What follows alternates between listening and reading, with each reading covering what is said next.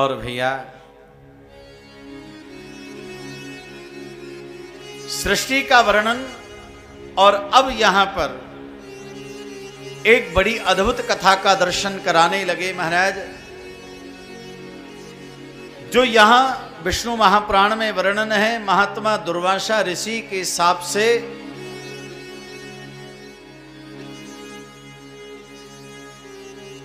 इंद्र को भी शाप लग गया, श्री विहीन हो गया। वो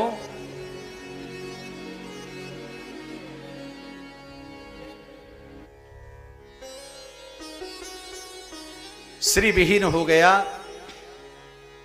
कारण यह है महाराज, हम भी अपने जीवन में कुछ ना कुछ त्रुटि अपराध हम आपके द्वारा हो जाते हैं और उन्हीं अपराधों का परिणाम ये होता है कि हमारे जीवन से भी, हमारे घर से भी महाराज लक्ष्मी प्रस्थान कर जाती है, लक्ष्मी चली जाती है, लोग गरीब हो जाते हैं, निर्धन हो जाते हैं। तो इसका कारण क्या है? मैत्रेय मुनि ने कहा महाराज जरा ये बताओ, किन्हीं किन्हीं लोगों को देखा होगा बड़े धनाढ्य धनवान होते हैं और किन्हीं किन्हीं के यहां पर धन का बड़ा अभाव रहता है, आखिर में ये कारण क्या है? भाई ज्योतिषाचार्य बताते हैं एक महाराज सेकंड में अनेकों बच्चों का जन्म एक साथ होता है हमारे भारत में ही। तो उनकी कुंडली भी एक जैसी होनी चाहिए। एक महाराज राज परिवार में जन्म लेता है और एक बेचारा बहुत सामान्य। तो ऐसा क्यों? अगर उस घड़ी मुहूर्त का ही यदि प्रभाव है तो उसी घड़ी में जन्म लेने वाले जो बच्चे हैं उनका भविष्य एक जैसा होना चाहिए। इतना परिवर्तन और ये सब क्यों होता है? कारण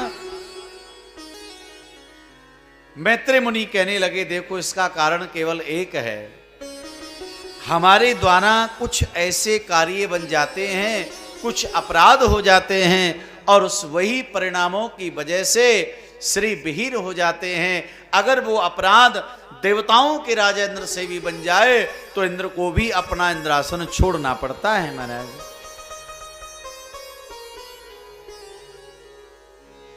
एक बार महात्मा दुर्वासा ने देवर्षि माना दुर्वासा ऋषि ने देवराज इंद्र को शाप दे दिया। तो कहा महाराज मुझे बताओ कथम शाप दुर्वासा मुनि श्रेष्ठा कदाचन केन दोषेण वा ब्रह्मण ब्रह्मष्ठा तत्त्व पुरा। महाराज दुर्वासा ऋषि ने किस कारण से देवराज इंद्र को शाप दिया और किस अपराध की वजह से महाराज इंद्र को भी श्री विहीन होना पड़ा, देवराज इंद्र भी श्री विहीन हो गया, कृपया करके महाराज आप बतावें। तो एक समय की घटना, देवराज इंद्र ऐरावत हाथी पर विराजमान होकर के अनेक महाराज अप्सराओं के साथ में भ्रमण कर रहा था और उधर महाराज महात्मा दुर्वासा ऋषि। अब देखो महाराज यहां पर थोड़ी सी भिन्नता है। श्रीमद् देवी भागवत में तो कथा आती है, ये कथा वहां देवी भागवत में भी है और विष्णु महापुराण में भी है। तो देवी भागवत में कथा आती है महात्मा दुर्वासा वैकुंठाधिपति के पास में गए और उनको जब प्रणाम किया था तब उन्होंने अपने गले से पारिजात पुष्प की माला को उतार के दुर्वासा ऋषि को प्रदान कर दिया था महाराज।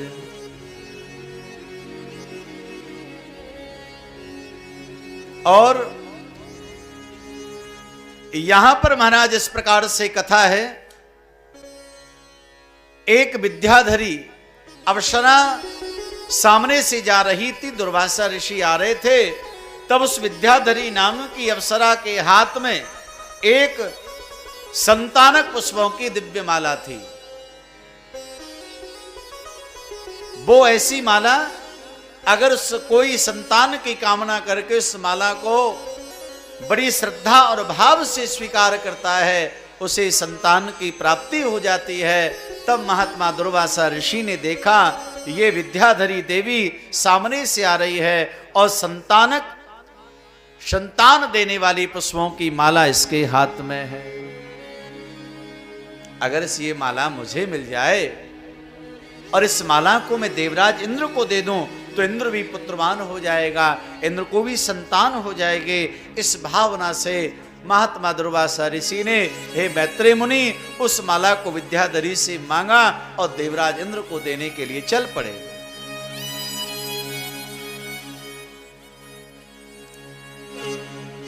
और महाराज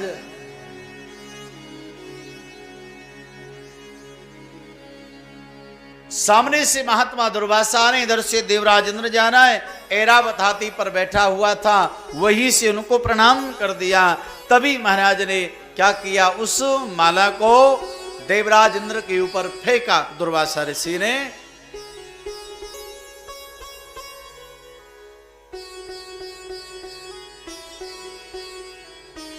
लेकिन दुर्वासा ऋषि की माला देवराज को देने पर देवराज ने क्या किया, उस माला को ऐरावत हाथी पर फेंक दिया। अब ऐरावत हाथी पर जैसे ही माला का प्रभाव हुआ, भगवान की प्रसादी माला, संत का भी स्पर्श पा करके वो दिव्य माला, अब तो महाराज वो गजेंद्र, वो ऐरावत हाथी इतना उन्मत्त हो गया महाराज,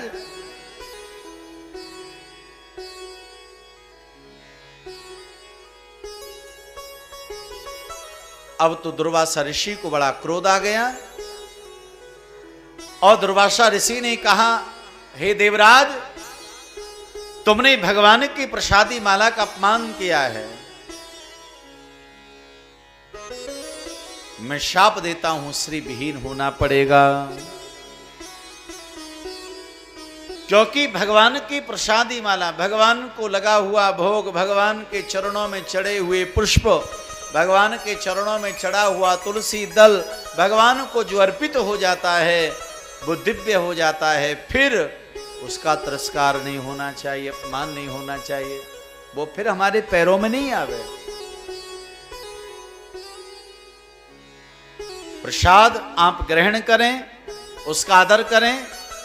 आपने देखा होगा भगवान की प्रसादी माला को गले में धारण कर लेते हैं, लेकिन उस माला को फिर महाराज उतार के ऐसे ही फेंक देते हैं, माला पैरों में आती है, बहुत बड़ा अपराध लगता है महाराज। क्योंकि भगवान को समर्पित होने के बाद अनेक प्रकार से महाराज शुद्धता आ जाती है, अनेक प्रकार से दिव्यता आ जाती है।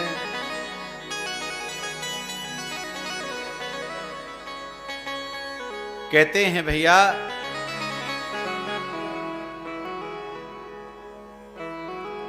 कुछ दूषित अन्न भी होते हैं, अनेक प्रकार से महाराज दूषण भी होता है, लेकिन भगवान को अर्पण करने के बाद में वो सब दिव्य हो जाते हैं महाराज, शुद्ध हो जाते हैं। वर्णन आता है,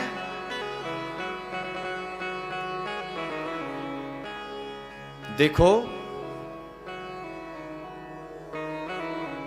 कायर और शूद्र के घर का अन्न भी यदि भगवान के लिए समर्पित हो जाता है तो वह भी दिव्य हो जाता है।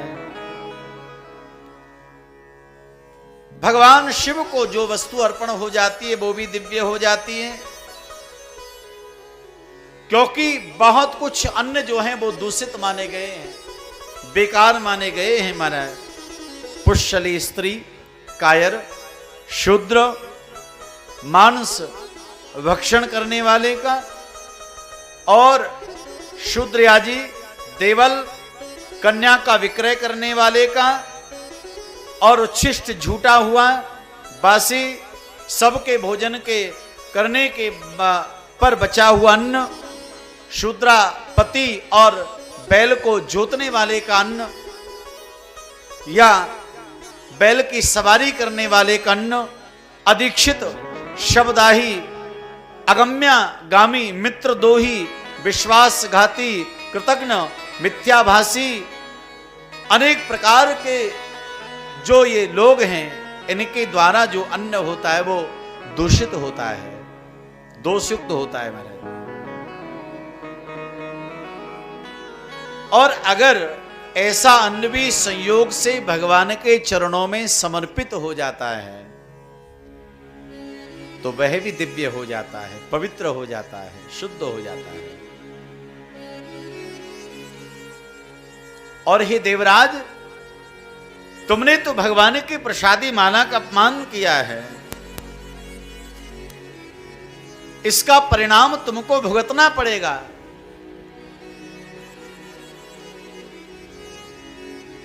तुम्हारे यहां से लक्ष्मी चली जाएगी,